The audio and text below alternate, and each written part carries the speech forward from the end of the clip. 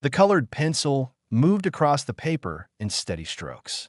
Danny sat with his back against the cool glass wall, legs crossed, completely focused on capturing the way Pip dug at the metal puzzle box.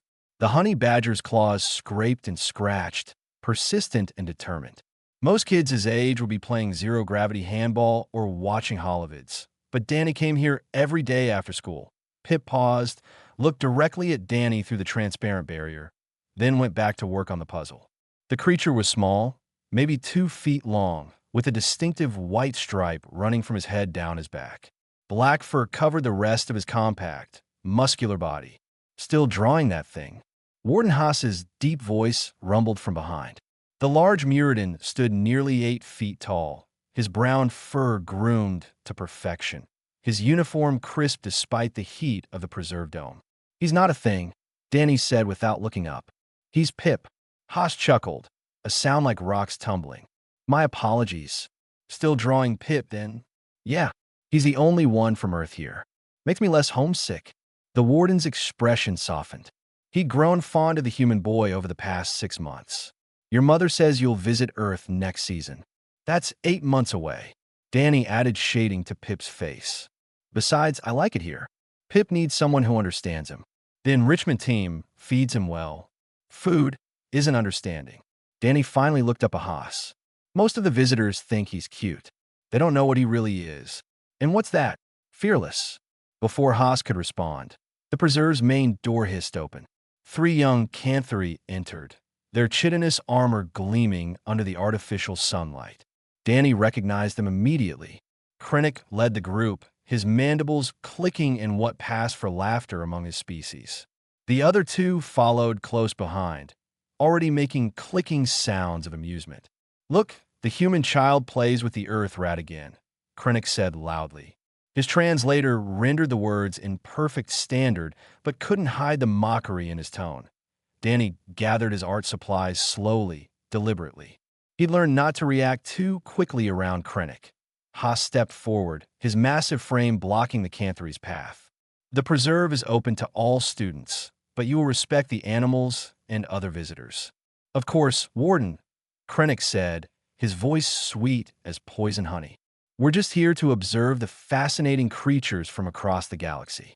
The 3 Canthri moved past Haas, heading straight for Pip's enclosure. Danny stood up, tucked his sketch pad under his arm, and watched. Pip had stopped working on his puzzle and sat very still, dark eyes fixed on the newcomers. "This is Earth's contribution to the preserve," one of Krennic's friends asked. "It's so small." "Pathetic," the other agreed. "Earth is supposed to be this mysterious world, but they send us this?" Krennic pressed his face close to the glass. "My father says humans are weak. Their whole planet is soft. Garden worlds produce garden creatures." Danny's jaw tightened, but he said nothing. Warden Haas moved closer, clearly uncomfortable with the direction of conversation. "The preserve will close in 20 minutes for feeding time," Haas announced. "I suggest you complete your observations and depart." "We'll leave when we're ready," Krennic said, not taking his eyes off Pip. "My father is Captain Brevik. Station security answers to him." Haas's fur bristled, but he had no response. The political reality of the station was complex, and everyone knew Brevik's influence. 20 minutes, he repeated firmly, then walked toward his office at the far end of the preserve. The moment Haas disappeared from view, Krennic pulled out a small data device. His friends moved to block the view from the security cameras, a practice motion that made Danny's stomach turn. "What are you doing?" Danny asked quietly. "Nothing that concerns you, human." Krennic's claws danced across the device. The lock on Pip's enclosure blinked from red to green. The door slid open with a soft hiss. "Don't," Danny said, his voice steady despite his racing heart. "Please don't go in there." "Why?" "Afraid I'll hurt your little pet." Krennic stepped into the enclosure. Pip remained motionless, watching. "Look how it freezes. Probably going to faint from fear." Danny moved closer to the enclosure entrance, his hand gripping the sketchpad tight enough to crease the cover. "Krennic, I'm serious. You need to leave him alone." "Or what? You'll tell the warden?" "Tell my father." Krennic reached down toward Pip. "It's just a harmless animal from a harmless world." "He's not harmless. It's barely bigger than my hand." Krennic's claws closed around Pip's back, lifting the honey badger roughly off the ground. The creature's legs dangled in the air. Krennic held him up like a trophy, turning to show his friends. See? Completely helpless. This is what Earth produces. Soft little creatures that can't even defend themselves. Pip hung there, utterly still. His eyes were open, focused, calm. Too calm. Danny knew that look. He'd seen it in nature documentaries, in videos his father showed him before they left Earth. That wasn't fear. That was the moment before the storm. You awoke the wrong beast, Danny whispered. Krennic's mandibles spread in what might have been a grin. What was that, human? Speak up. I said you awoke the wrong beast. Danny's voice was louder now, clear. Put him down. Now. The two Canthery friends chittered with laughter. Krennic squeezed Pip tighter, his grip rough and careless. This beast? This tiny, pathetic creature? You humans are even more delusional than my father said. Pip's body remained limp in Krennic's grip. 1 second passed. 2, then everything changed. The honey badger exploded into motion. His teeth found Krennic's arm first, sinking deep into the joint between armor plates. Krennic's scream was immediate and piercing. He tried to throw Pip away, but the honey badger held on, twisting and tearing with jaws that could crack bone. Krennic stumbled backward, crashing into the enclosure wall. Pip released his arm only to latch onto Krennic's face, claws raking across his compound eyes. The Canthery's screams intensified. The two friends rushed forward to help, but Pip was a blur of black and white fury. He dropped from Krennic's face, hit the ground running, and launched himself at the nearest friend. Teeth found a soft joint behind knee. The Canthery collapsed. Alarms blared throughout the preserve. Red lights flashed. Warden Haas came running from his office, his face a mask of shock and horror. Danny stood outside the enclosure, perfectly still, watching Pip defend himself with the fearless rage that made honey badgers legendary on Earth. Krennic lay on the ground, green blood pooling around him, his screams fading to whimpers, and Pip sat calmly in the center of the enclosure, licking his paws, cleaning Krennic's blood from his claws. Danny's sketchpad hit the floor. Pages scattered across the polished floor of the preserve, color drawings of Pip sliding under benches and displays. Nobody noticed, all eyes fixed on the chaos inside the enclosure. Security teams poured through the preserve entrance, weapons drawn. Warden Haas held up his massive paws, shouting for them to hold fire. Krennic's two friends dragged their leader out of the enclosure, leaving a trail of green blood across the white floor. Lock it down, someone yelled. Lock down the enclosure. The door hissed shut. Pip sat in the middle of his space, completely relaxed now, as if nothing had happened. He yawned, showing teeth still stained green. Danny stood frozen near the glass barrier. A security officer grabbed his shoulder, pulled him back, put herself between the boy and the enclosure. Are you hurt? She asked, her 3 eyes scanning him quickly. No, I didn't go inside. Smart kid. She kept her weapon trained on Pip through the glass. What is that thing? A honey badger. From Earth. The officer's skin changed color slightly, confusion rippling across her features. Earth sent a predator to the preserve. They didn't think anyone would be stupid enough to grab him. Medical teams surrounded Krennic now. The young Canthery's armor was cracked in 3 places. His face was a ruin of broken chitin and bleeding tissue. He'd stopped screaming, but his breathing came in ragged gasps. The medics worked fast, spraying sealant foam on his wounds, loading him onto a transport stretcher. Captain Brevik arrived like a thunderstorm. The tall Canthery warrior pushed through the crowd, his armor gleaming black and silver, his rank insignia glowing red. He saw his son on the stretcher, and his mandibles spread wide in rage. What happened? His voice cut through the noise like a blade. Warden Haas stepped forward, his diplomatic training evident in his careful tone. There was an incident with one of the preserve animals. An incident? Brevik's eyes found Pip through the glass. That creature attacked my son. Your son entered the enclosure without authorization, Haas said carefully. He violated multiple safety protocols. My son is 12 years old. These enclosures should be child-safe. Danny found his voice. They're safe. if you don't open them and grab the animals. Every head turned toward him. Brevik's attention fixed on the human boy like a weapons lock. You're the ambassador's child. Yes, sir. You saw what happened. Yes, sir. I warned him not to touch Pip. I told him to leave the enclosure. Pip. Brevik's mandibles clicked with disgust. You named it. He's not in it. He's a honey badger. And he was just defending himself. One of Brevik's officers approached, holding a data device. Captain, the security footage confirms the human's account. Young Krennic used override codes to access the enclosure. The animal didn't attack until after physical contact. Brevik snatched the device, watched the footage, his body language growing more rigid with each second. When he finished, he threw the device to his officer and turned back to Pip's enclosure. I want that creature destroyed. Immediately. Captain, I must protest, Haas said. The animal acted in self-defense. By coalition law doesn't cover monsters from death worlds. Brevik's voice boomed through the preserve. Look at my son. Look what that thing did. Your son grabbed him roughly, Danny said, his voice quiet but clear. Honey badgers don't tolerate that. Everyone on Earth knows this. Then Earth shouldn't have sent something so dangerous to a civilian station. A new voice entered the conversation. Earth sent detailed behavioral profiles for every creature in the preserve, including Pip. Danny's mother, Rebecca Wright, walked through the crowd with the calm confidence that made her an effective ambassador. She wore simple clothing, no formal diplomatic robes, suggesting she'd come straight from her quarters. Her dark hair was tied back, her expression serious but not angry. Ambassador Wright, Brevik said, his tone slightly more controlled. Your creature has maimed my son. My heart goes out to Krennic and your family, Captain. But let's be accurate. Pip defended himself against an unlawful intrusion into his space. Rebecca held up her own data device. I've already reviewed the security footage. Your son used stolen access codes to open a secured enclosure, ignored verbal warnings from my son, and then physically assaulted a wild animal. Wild animal? You admit it's dangerous. Every animal is dangerous when mishandled, Captain. We included specific warnings about honey badgers in our documentation. Did anyone on the preserve review it?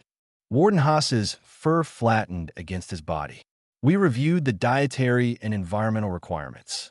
The behavioral profiles were marked as supplementary reading. Rebecca's expression didn't change, but Danny saw the tightness around her eyes. I see. So nobody read the section explaining that honey badgers are fearless predators known for fighting animals 5 times their size. Silence fell over the preserve. Several species in the crowd exchanged glances. Fearless predators, someone whispered. From Earth. Impossible, another voice said. Earth is a garden world. Rebecca turned to address the growing crowd. Earth is classified as a Class 7 death world. Every continent has multiple apex predators. Pip is small by our standards. The crowd murmured, confused and skeptical. Garden worlds didn't produce apex predators. Everyone knew this.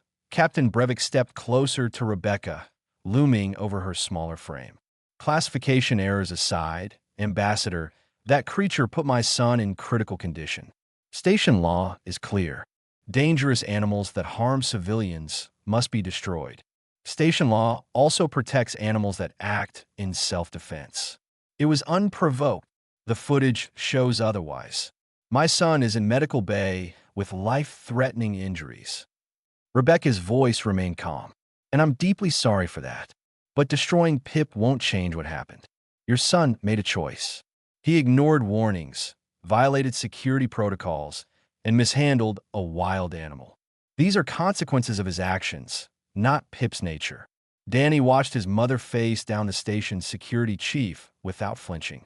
Pride swelled in his chest. Brevik's mandibles clicked rapidly, a sign of barely controlled rage.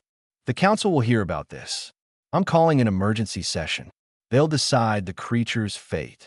That's appropriate. Rebecca agreed. Let the council review all the evidence and make an informed decision. Oh, they'll see the evidence. They'll see what Earth sends in a civilized space. Brevik turned to his officers. Double the security around that enclosure. If that thing so much as moves wrong, terminate it. The Canthery captain stormed out, his officers following. Medical teams took Krennic away on the stretcher. Slowly, the crowd dispersed, leaving whispers and worried glances in their wake. Warden Haas approached Rebecca, his expression miserable. "Ambassador, I'm so sorry. I should have read the behavioral files. I should have been more vigilant.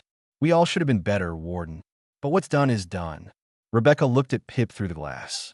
The honey badger had returned to his puzzle box, working at it with single-minded focus. "Now we deal with the consequences."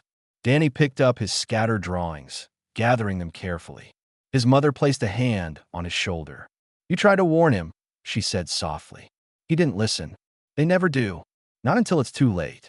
The medical bay hummed with activity.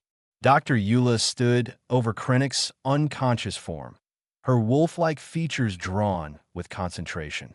She'd been working for 3 hours, repairing shattered chitin, sealing blood vessels, reconstructing damaged tissue. The young Canthery would survive, but the scars would be permanent.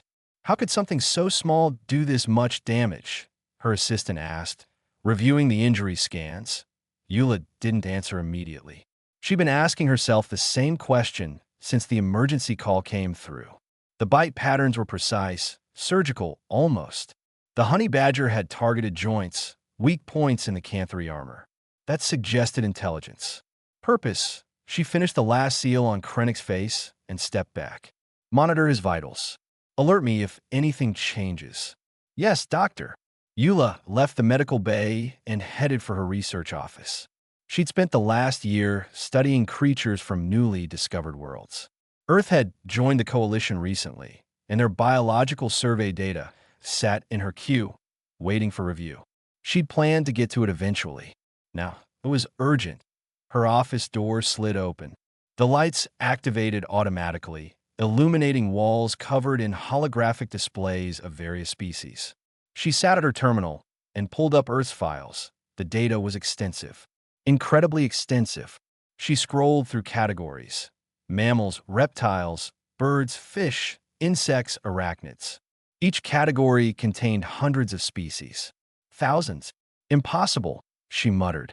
"One world can't support this much diversity." But the genetic scans were authentic. Coalition sensors didn't lie. She filtered for predators, and the list barely shortened. Nearly every ecosystem on Earth contained multiple predator species. She found the honey badger file and opened it. Her eyes widened as she read. Fearless, aggressive when threatened, capable of fighting predators many times their size, thick skin resistant to bites and stings, known to attack lions, hyenas, even humans when provoked, omnivorous but prefer meat, solitary hunters. They sent a terrestrial apex predator to a civilian preserve. She whispered that a message notification blinked on her screen. Emergency council session scheduled in 2 hours. All department heads required to attend. She was listed as the expert witness on xenobiology. Eula spent the next hour preparing. She pulled footage of Earth animals from public archives. What she found shook her understanding of planetary classification. The council chamber filled quickly. Representatives from 17 species took their seats in the circular room. Captain Brevik stood near the center, his posture radiating controlled fury. Rebecca Wright sat opposite him, calm and composed. Danny sat beside his mother, small among the larger species, but sitting straight, attentive. Council leader Finn called the session to order.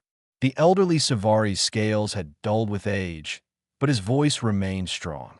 "We convened to address the incident at the Wildlife Preserve. Captain Brevik, you called this session. Please state your case." Brevik stepped forward. "Council members, 3 hours ago, a creature from Earth viciously attacked my son and 2 other youths. The attack was unprovoked and brutal. My son suffered life-threatening injuries. I propose immediate destruction of the animal and a full review of Earth's membership in the coalition." Murmurs rippled through the chamber. Challenging Earth's membership was an extreme move. "Ambassador Wright," Finn said. "Your response?" Rebecca stood. "The incident was tragic, council leader, but not unprovoked. Security footage clearly shows young Krennic using stolen access codes, to enter a secured enclosure. He then physically grabbed the animal despite verbal warnings from my son. The honey badger, named Pip, acted in self-defense. Self-defense. Brevik's mandibles clicked sharply. The creature is a mindless animal. Actually, Captain, honey badgers are quite intelligent. Dr. Eula stood, drawing attention to the upper gallery where department heads sat. May I present my findings? Finn gestured approval. Eula descended to the chamber floor, her data device projecting holographic images above the center platform. Council members, I've spent the afternoon reviewing Earth's biological survey data. What I found is disturbing. She swiped her device. An image of Earth appeared, rotating slowly. Coalition records classify Earth as a Class 4 garden world. This classification is catastrophically incorrect. The murmurs grew louder. Classification errors were rare and serious. Earth should be classified as a Class 7 death world, possibly Class 8. Eula pulled up comparative data. The planet's gravity is 0.98 standard. Atmospheric oxygen content is 21%. Surface temperature varies from -80 to +55 degrees across seasons and regions. Those parameters fall within garden world standards, someone objected.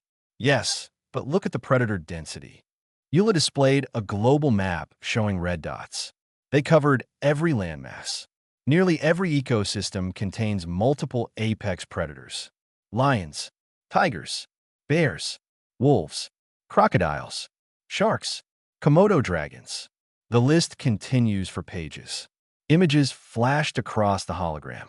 Each showed creatures with teeth, claws, massive size. The council members shifted uncomfortably in their seats. These animals share the planet with humans. Finn asked, not just share, council leader. Humans evolve alongside them, survived alongside them. Eula pulled up another image. A human stood next to a full-grown grizzly bear. The size difference was shocking. This is a brown bear from North America. It weighs 800 pounds and can run 35 miles per hour. Humans camp in forests where these creatures live. They must have advanced weapons, Brevik said. Force fields, deterrent technology. Some do, Rebecca said quietly. But many humans encounter these animals with nothing but knowledge and respect. Eula nodded. The ambassador is correct. I found numerous records of humans coexisting with dangerous megafauna. They don't see these creatures as threats to be eliminated. They see them as neighbors. She displayed footage from Earth's archives. A human swam near a great white shark. Another walked through a jungle where pythons hung from trees. A group of humans observed elephants from an open vehicle, no barriers between them and the massive animals. Madness, someone whispered. No, Eula said firmly. Adaptation. Humans are persistence predators. They evolved as hunters on a world that was actively trying to kill them. They developed intelligence, endurance, and pattern recognition to survive. And the honey badger? Finn asked. Eula pulled up Pip's species profile. Honey badgers are among the most fearless predators on Earth. They have thick skin that resists bites and stings. They hunt venomous snakes for food. They fight animals 5 times their size without hesitation. They're known across Earth as essentially fearless. Why would humans keep such a creature? Brevik demanded. Because they understand it, Danny said. Every head turned toward the boy. He stood up, small but steady. May I speak, council leader? Finn looked surprised but gestured approval. The floor recognizes Daniel Wright. Danny walked down to the chamber floor. He looked tiny next to the adults, next to the various species towering over him. But his voice didn't shake. I've been visiting Pip every day for 6 months. I watch how he moves, what he likes, what scares him. Nothing scares him, by the way. That's important to know. He pulled out a sketch pad, held it up. I drew him doing different things. Playing with toys, eating, sleeping, digging. I know his patterns. I know when he's calm and when he's alert. And today, Finn asked gently. Today, Krennic grabbed him roughly, squeezed him. Pip went still first. That's the warning.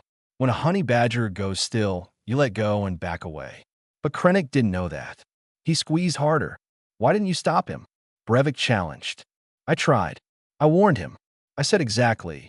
You awoke the wrong beast. Danny looked directly at Brevik. He laughed at me, called me a dramatic human child. Then Pip defended himself. A child's warning shouldn't be necessary, Rebecca added. The behavioral protocols were clear. Don't open enclosures without supervision. Don't touch the animals. These are basic safety rules that exist in every preserve across the coalition. Eula pulled up one final image. A small human child, maybe 5 years old, standing near a full-grown lion. The lion was behind a fence, but the proximity was still shocking. Humans teach their children about dangerous animals from a young age. They learn respect, not fear. They learn boundaries. She looked at Brevik. Your son learned a hard lesson today, Captain. But it wasn't Pip's fault. It was a failure of education and judgment. Silence filled the chamber. Council members looked at the evidence, at the images, at the small human boy who understood a fearless predator better than trained security personnel. Finally, Finn spoke. This council requires time to review the evidence and deliberate. We will reconvene tomorrow at midday with our decision. Until then, the honey badger will remain secured but unharmed. This session is adjourned. Night cycles on the station felt artificial. The lights dimmed to simulate darkness, but space beyond the viewports remained constant, stars glittering against the void. Danny couldn't sleep. He sat in the observation lounge near the preserve, watching Pip's enclosure through the large windows. The honey badger was awake too, pacing his space with methodical purpose. Security guards flanked the enclosure, weapons ready. They rotated every 4 hours. Orders from Captain Brevik. Rebecca found her son there an hour before dawn cycle began. She brought 2 cups of hot chocolate, real earth chocolate, saved for special occasions. She sat beside Danny without speaking, just offering the cup. He took it, grateful for the warmth. Do you think they'll destroy him? I don't know, sweetheart. The council takes evidence seriously. We have a strong case. But people are scared now. I heard them talking in the corridors. They're saying Earth lied about being a garden world. They're saying we're dangerous. Rebecca sipped her chocolate. We are dangerous. That's not a lie. Danny looked at his mother. Confused, she smiled sadly. Every species is dangerous in some way, Danny. But humans? We're apex predators who choose not to hunt. That's what scares them. They see Pip attack Krennic and they think, if that small creature can do that much damage, what can a human do? But we're not violent. We're peaceful. We're capable of violence. There's a difference. We choose peace most of the time, but we're built for survival on a world that doesn't forgive mistakes. She put her arm around his shoulders. You showed them something important today, though. What? You show them understanding. You knew Pip's behavior. You read the warning signs. You try to prevent harm. That's very human, too. We're dangerous, yes, but we're also protective, especially of things smaller or weaker than us. Down in the preserve, Pip stopped pacing.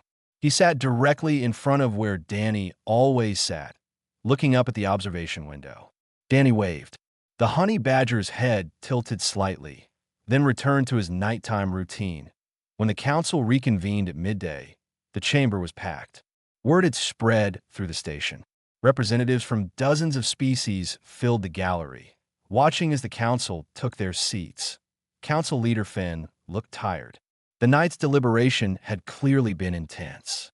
This council has reviewed all evidence regarding the incident at the Wildlife Preserve. We have consulted classification protocols, animal welfare guidelines, and coalition legal precedents. We have also reviewed Earth's biological survey data in detail. He paused, his old eyes sweeping the chamber. What we discovered concerns us greatly. Brevik stood straighter, confidence in his posture. Earth's classification as a Class 4 garden world was based on preliminary survey data collected by automated probes. The data was incomplete and, frankly, misleading. Earth should never have been classified as garden world status. Murmurs of agreement rippled through the watching crowd. However, Finn continued. After extensive review of complete biological data, atmospheric analysis, and geological surveys, this council has reclassified Earth as a Class 7 death world, effective immediately. The murmurs turned to gasps. Rebecca's expression remained neutral, but Danny saw her hands tighten on the arms of her chair. This reclassification comes with specific protocols. All Earth fauna currently in coalition space must be reviewed for safety compliance. All Earth nationals must undergo additional orientation regarding behavior around non-Death World species.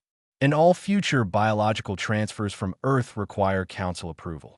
Brevik's mandibles spread in satisfaction.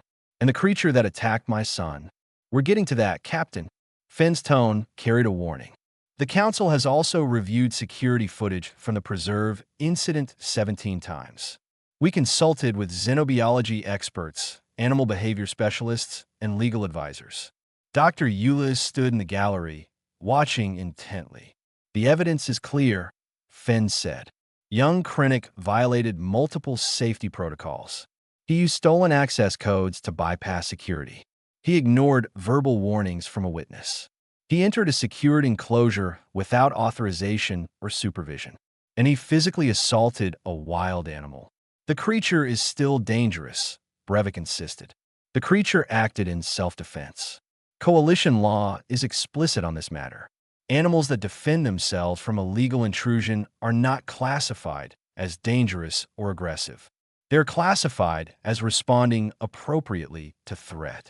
Brevik's confidence wavered, but the severity of the response is consistent with the species' documented behavior, Euless said from the gallery. Honey badgers are defensive fighters. When threatened, they don't retreat. They attack with maximum force. This is survival strategy on a death world. It's not malice. It's evolution. Finn nodded. The Council agrees with Dr. Euless's assessment. The honey badger designated as Pip will not be destroyed. However, new protocols will be implemented for the preserve. All enclosures containing Earth fauna will require dual authentication for access. Warning signs will be posted in multiple languages. And Ambassador Wright has agreed to provide educational materials about Earth species. Rebecca stood and bowed slightly. The educational materials are already prepared, Council Leader. We should have provided them initially. That oversight is ours to correct. What about my son's injuries? Brevik demanded, his voice rising. He's permanently scarred because of this creature. Your son's injuries are the result of his own choices, Captain. Finn's voice was firm now, leaving no room for argument. He stole access codes. He violated safety regulations. He ignored warnings. These actions have consequences. The Council sympathizes with your family's pain, but we cannot punish an animal for defending itself against illegal assault. This is outrageous. This is justice, Captain. Your son will face disciplinary action for his violations. He will be assigned community service at the Preserve, where he will learn proper protocols for animal interaction. Perhaps he will learn the respect that Ambassador Wright's son already demonstrated. Brevik's body language screamed fury, but he was trapped by protocol. He couldn't argue with the Council's ruling without appearing to defend his son's criminal behavior. Danny felt his mother's hand squeeze his shoulder. Relief flooded through him, but Finn wasn't finished.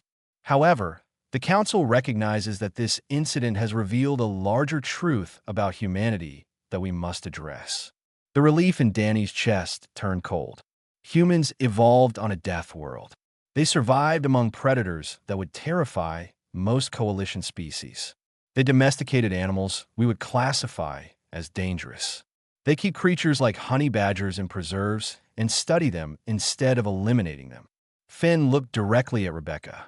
Ambassador Wright, the Council asks, are humans themselves dangerous? The chamber fell silent. Every eye turned to Rebecca. She stood slowly, taking her time to meet the gaze of each Council member before speaking. Yes, she said simply, humans are dangerous. Shocked whispers filled the chamber. Brevik's mandibles spread in vindication. We're persistence hunters, Rebecca continued. We're endurance runners. We're pattern recognition specialists. We can track prey across vast distances. We can operate in extreme temperatures. We can survive injuries that would kill most species. We heal fast. We adapt faster. She paused. We're also creative, curious, and compassionate. We protect things weaker than us. We form bonds across species barriers. We choose cooperation over conflict most of the time. Most of the time, someone called from the gallery. We're not perfect. No species is. But we're aware of our capacity for violence, and we work actively to control it. That's the difference. She looked at Danny. My son warned Krennic. He tried to prevent harm. That's very human. We see danger coming, and we try to protect others from it, even when those others won't listen. Eula descended to the chamber floor again. Council leader, may I add something? Finn gestured approval. I've been studying Earth's data all night. I found something fascinating. Humans have a documented history of rescuing other species from extinction. They create sanctuaries for endangered animals. They rehabilitate injured predators and release them back into the wild. They form emotional bonds with creatures that could easily kill them. She pulled up images on the hologram. A human hugging a bear, another swimming with dolphins, a child sleeping next to a large dog. They're dangerous, yes, but they're also the only species I've found that consistently chooses protection over domination. That's propaganda, Brevik said. That's documented fact, Eula countered. Earth's archives are extensive. The evidence is overwhelming. Finn raised his hand for silence. The council will take a brief recess to discuss these revelations. The council members rose and filed into their private chamber. Danny sat beside his mother, his heart pounding. Did you have to say we're dangerous? He whispered. I had to tell the truth, sweetheart. Lying would make things worse. 20 minutes felt like hours. When the council returned, Finn's expression was unreadable. The council has reached a decision regarding humanity's place in the coalition. 3 weeks had passed since the council's recess was called. The station felt different now. Humans walked through corridors and other species moved aside, giving them extra space. Not hostile exactly, more like cautious, wary. Danny noticed it most in the education center. His classmates still talked to him, but they kept more distance. They asked fewer questions. During group projects, he often worked alone. The station's public forums buzzed with debate. Some species argued that Deathworlders had no place in the coalition. Others countered that diversity made the coalition stronger. The arguments went in circles, generating heat but little light. Rebecca spent her days in meetings, defending humanity's membership. She came home exhausted, carrying the weight of an entire species on her shoulders. Danny tried to help by staying out of trouble, doing his schoolwork, and not complaining about the isolation. Pip remained in his enclosure under heavy guard. The preserve had become a destination for curious onlookers who wanted to see the Earth monster for themselves. Warden Haas implemented strict viewing protocols. No touching the glass. No loud noises. No children without adult supervision. Danny still visited every day, but now security officers watch him constantly. They checked his bag for weapons, even though he only carried art supplies. They logged his visit times. They recorded everything he said near Pip's enclosure, but he understood why. They were scared, not just of Pip, but of what Pip represented. If something that small could cause that much damage, what could a human do? Dr. Eula became an unexpected ally. She published her research on Earth's biology in the Coalition's scientific journals. The response was immediate and divided. Some scientists praised her thoroughness. Others accused her of sensationalism. But nobody could dispute her data. She visited the Wright family quarters one evening, bringing copies of her published work. The council is still deliberating, she told Rebecca over tea. But the scientific community is starting to understand. Earth is an anomaly. It's just different enough to expel us. Rebecca asked. Some want that, yes. But others see opportunity. Earth's medical knowledge alone is valuable. Your species heals from injuries that would cripple most of us. Your immune systems fight off infections we'd need intensive treatment to survive. There's talk of research partnerships, assuming we're allowed to stay. Eula's ears flattened slightly, a gesture of sympathy. I'm fighting for you, Ambassador. I've made it clear to the Council that rejecting humanity would be catastrophic for scientific progress. Danny listened from the corner, sketching in his pad. He moved on from drawing Pip to drawing other Earth animals. Lions, bears, sharks, wolves, each one labeled with facts, habitat, diet, behavior. He planned to donate the sketches to the preserve's educational displays, if they let humans stay. Krennic recovered slowly. The medical teams had done impressive work, but the scars remained visible. His right mandible didn't quite close properly anymore. His compound eyes had permanent cloudiness in 3 sections. He walked with a slight limp where Pip's teeth had damaged his knee joint. Captain Brevik withdrew his initial demands for Pip's destruction, but only after the Council made it clear such demands violated Coalition law. His anger found new targets instead. He pushed for mandatory Death World restrictions, special licensing, monitoring protocols, segregated living areas. Some council members listened. Fear was a powerful motivator. The Education Center implemented new curriculum about Death World species. Danny found himself called to the front of class to explain Earth's ecosystems. His teacher, a gentle Savuri named Des, tried to make it educational rather than accusatory. Daniel, can you explain how humans coexist with predators? Danny stood at the front of class, aware of every eye on him. Some curious, some frightened, some hostile. We learn about them, he said simply. We study their patterns. We understand their territories. We respect their space. If you respect a predator, usually it respects you back. Usually someone asked, what if it doesn't? Then you have problems. But that's rare. Most predators don't want to fight humans. We're not their normal prey. They avoid us if they can. But the honey badger didn't avoid Krennic, another student pointed out, because Krennic grabbed him. That's not avoiding. That's attacking. Pip had no choice but to defend himself. The discussions continued like this for days. Danny became the unofficial human representative for his entire species, explaining Earth's nature to classmates who'd never seen rain or felt wind or understood why anyone would live on a planet that actively tried to kill them. One afternoon, Krennic showed up at the preserve. He walked slowly, still recovering, flanked by his father and 2 security officers. Danny was there, sitting in his usual spot, sketching Pip. The honey badger noticed the canthery immediately. He stopped playing with his enrichment toys and watched, very still. Alert, but not aggressive. Captain Brevik approached Danny. My son wishes to speak with you. Danny stood, tucking his sketch pad under his arm. Krennic looked smaller now, diminished by his injuries and obvious discomfort. I came to apologize, Krennic said, his voice distorted by his damaged mandible. I was arrogant. I didn't listen to your warning. I hurt myself through my own stupidity.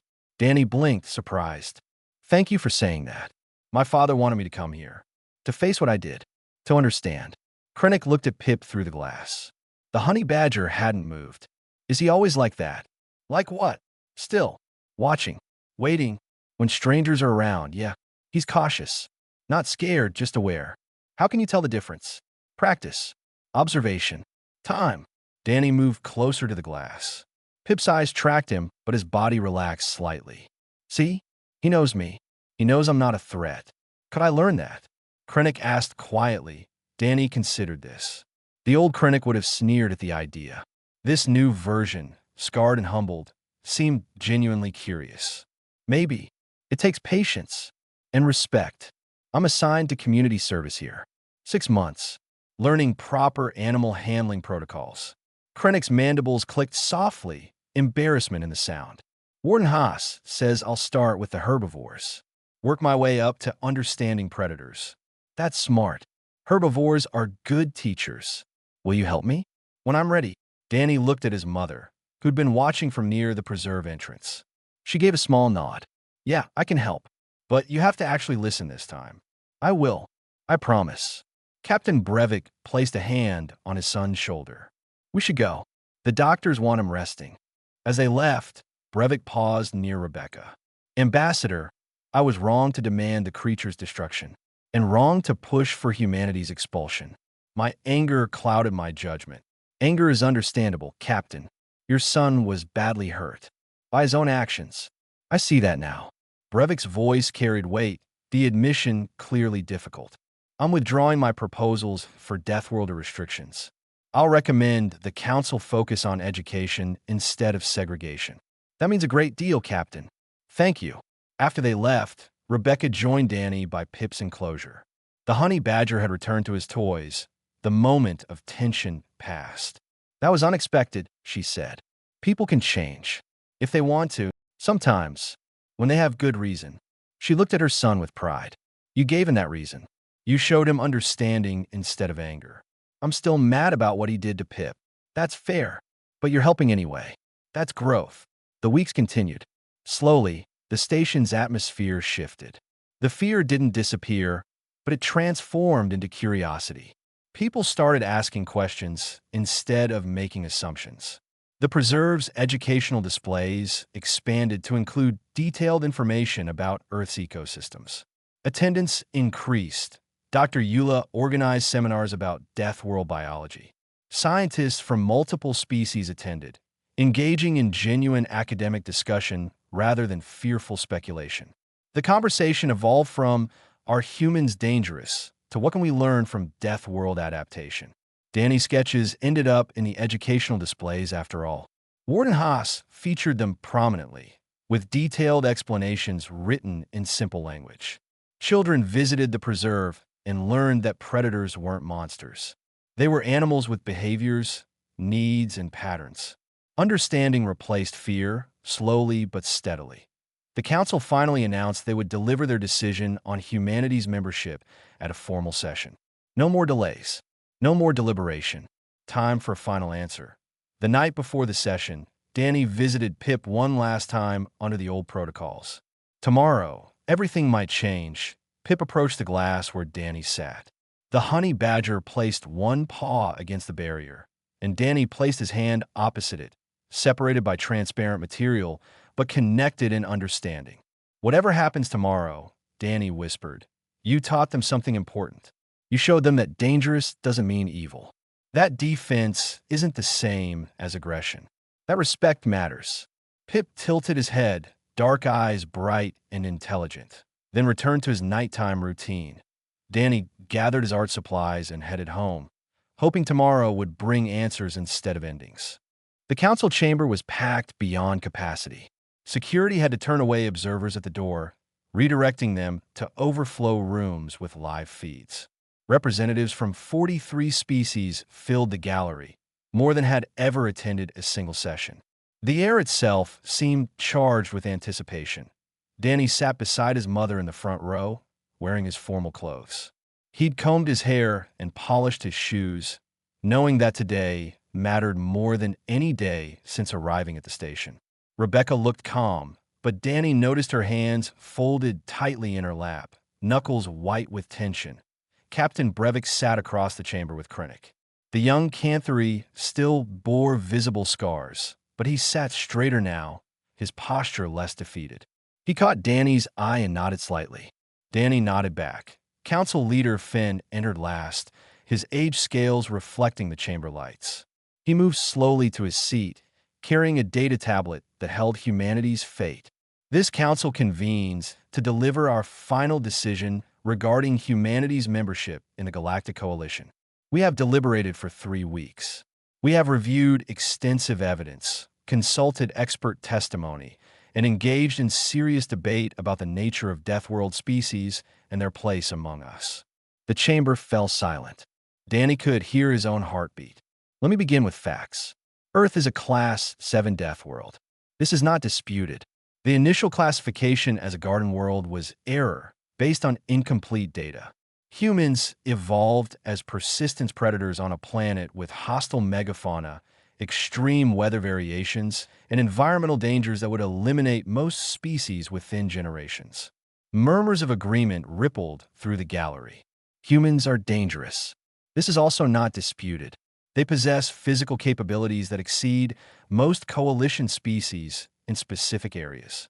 Endurance, pattern recognition, adaptive healing, resistance to environmental extremes, the capacity for violence when threatened. Danny felt his stomach sink. This sounded like a prelude to rejection. However, Finn continued, danger is not the same as hostility. Capability is not the same as intent. And evolution does not determine destiny. Rebecca's hands relaxed slightly. This council has examined humanity's history extensively. We found violence, yes. Wars. Conflicts. Terrible destruction. But we also found something unexpected. Finn pulled up holographic images. A human medic treating wounded soldiers from both sides of a conflict. Rescue workers pulling survivors from collapsed buildings. Scientists sharing medical breakthroughs freely with other nations. We found compassion, sacrifice, protection of the weak, rescue of the endangered, care for those different from themselves. Dr. Euless stood in the upper gallery, her expression hopeful. We found humans who dedicate their lives to protecting other species, who create sanctuaries for animals that could kill them, who mourn the extinction of creatures they never personally encountered, who feel responsible for planetary ecosystems beyond their immediate survival needs. Images continued to flash. Wildlife rehabilitators, conservation workers, veterinarians, children learning to respect nature, people working to reverse environmental damage. And we found this. Finn displayed footage from the preserve. Danny warning Krennic. Danny standing between security and Pip's enclosure. Danny visiting Pip every day with gentleness and understanding. We found a child who understood a fearless predator better than our trained professionals, who tried to prevent harm, who sought education over elimination. Danny felt his face flush as every eye turned toward him. Ambassador Wright stated that humans are dangerous. She spoke truth, but she also demonstrated something crucial. Humans are aware of their capacity for violence and actively choose to control it. They teach their children restraint. They practice empathy. They build systems of law and ethics specifically to manage their own dangerous nature. Finn set down his tablet and addressed the chamber directly. Some council members argued for humanity's expulsion. They fear what humans might become, what damage they might cause, what danger they represent. He paused. But fear of potential is not grounds for judgment. We judge based on actions, not possibilities. Captain Brevik stood. Council leader, may I speak? Finn gestured approval. I was among those who argued for expulsion. I wanted humans removed from the coalition. I wanted all Death World species classified as incompatible with civilized society. Brevik's voice carried through the chamber, strong but humble. I was wrong. Shocked whispers filled the gallery. My son violated multiple protocols. He stole access codes. He ignored warnings from someone wiser than himself. He assaulted a wild animal and suffered the consequences of his own arrogance. The human child tried to prevent this, tried to educate, tried to protect both my son and the creature. Brevik looked at Danny. That is not the action of a mindless predator. That is the action of someone who understands both danger and responsibility. He turned back to the council. I withdraw all opposition to humanity's membership. More than that, I recommend we establish educational partnerships with Earth. Their experience managing dangerous species could benefit the entire coalition. Finn nodded slowly. Thank you, Captain. Your perspective carries weight. Other council members spoke, their positions ranging from cautious support to enthusiastic endorsement. The debate lasted an hour, each representative having their say. Finally, Finn called for silence. The council has heard all arguments. We now vote. The question before us: should humanity remain a member of the Galactic Coalition, with full rights and privileges, subject to new educational protocols regarding Death World biology? The vote was recorded electronically, each council member entering their decision privately. The results appeared on Finn's tablet. He studied them for a long moment. The council votes 14-3 in favor of continued membership. Humanity will remain part of the Galactic Coalition. Relief flooded through Danny so powerfully he felt dizzy. Rebecca placed her hand over his, squeezing gently. Around them, the gallery erupted in mixed reactions. Cheers from some, concerned murmurs from others. But the decision was made. However, Finn raised his hand for silence. This membership comes with conditions. Earth agrees to provide comprehensive educational materials about Death World biology. Human nationals agree to additional orientation regarding interaction with non-Death World species. And all Earth fauna in coalition space will be subject to enhanced safety protocols. Rebecca stood. Earth accepts these conditions, Council Leader. We believe education serves everyone's interests. Then this matter is settled. Finn looked tired but satisfied. The preserve incident taught us valuable lessons. About assumptions. About fear. About the difference between dangerous and hostile. We are better for having learned them. The session adjourned. People filed out slowly, conversations buzzing. Danny found himself surrounded by classmates, their questions tumbling over each other. Is it true you can run for hours without stopping? Do you really heal faster than us? What's it like living with predators? Danny answered patiently, explaining what he could, admitting what he didn't know. The fear in their voices had transformed into curiosity. That felt like progress. Krennic approached, moving carefully through the crowd. Daniel, may I speak with you? The other students backed away, giving them space. I start at the preserve tomorrow. Community service. Warden Haas says I'll be cleaning enclosures and preparing food. Learning the basics. Krennic's damaged mandible clicked softly. Will you still help me understand the predators? When I'm ready. Yeah, I meant what I said. But it'll take time. I have 6 months. And I'm actually going to listen this time. Then you'll learn. Respect goes a long way with animals. They walked together toward the preserve, an unlikely pair but united by hard lessons learned. Behind them, Rebecca spoke with council members about implementation timelines and educational frameworks. Dr. Eula excitedly discussed research possibilities with xenobiology colleagues at the preserve. A crowd had gathered at Pip's enclosure. The honey badger's newfound fame had made him the station's most popular resident. Warden Haas supervised carefully, ensuring proper protocols were followed. Danny and Krennic stood at the back of the crowd, watching. Pip was performing his usual routine, completely unbothered by the attention. Digging at toys, exploring his space, living his life with the fearless determination that defined his species. He's so small, Krennic said quietly. I remember thinking I could control him easily, that he was harmless because of his size. Size doesn't determine danger. Neither does appearance. Earth taught us that early. What else did Earth teach you? Danny considered this. That everything alive deserves respect. That predators aren't evil. They're just trying to survive. That fear is natural, but understanding is better. That the strongest thing you can do is choose gentleness when you could choose violence. That last one is hard. For everyone. That's why we practice. Warden Haas noticed them and waved them over. Daniel, young Krennic, come see the new educational displays. The preserve had been transformed. Interactive screens explained Earth's ecosystems. Holographic projections showed various predators in their natural habitats. Danny's sketches were featured prominently, each one paired with detailed behavioral information written in clear, simple language. Point one display caught Danny's attention. It showed a human child and a large dog, the child's arms wrapped around the animal in a hug. The caption read, "Humans form bonds across species barriers.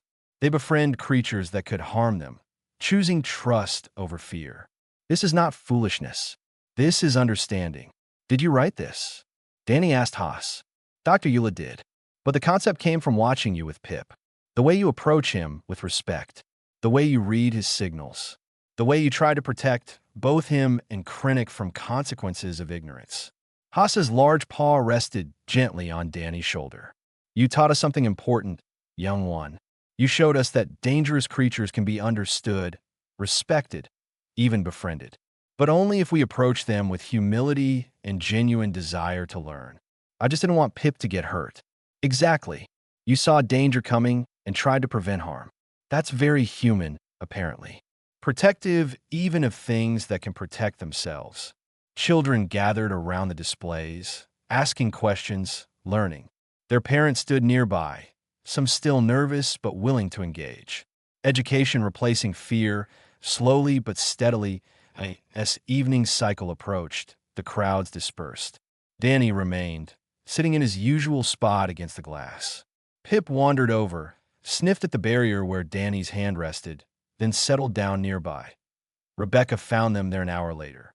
Ready to go home, sweetheart. In a minute. Danny pulled out a sketch pad, starting a new drawing. Not Pip this time. A human child and a honey badger, separated by glass, but connected by understanding.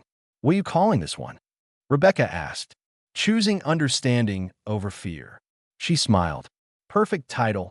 They sat together in comfortable silence, watching Pip groom himself in the artificial twilight. Around them, the station hummed with life from dozens of species, each one different, each one valuable. Danny thought about the council's words. Dangerous, but not hostile.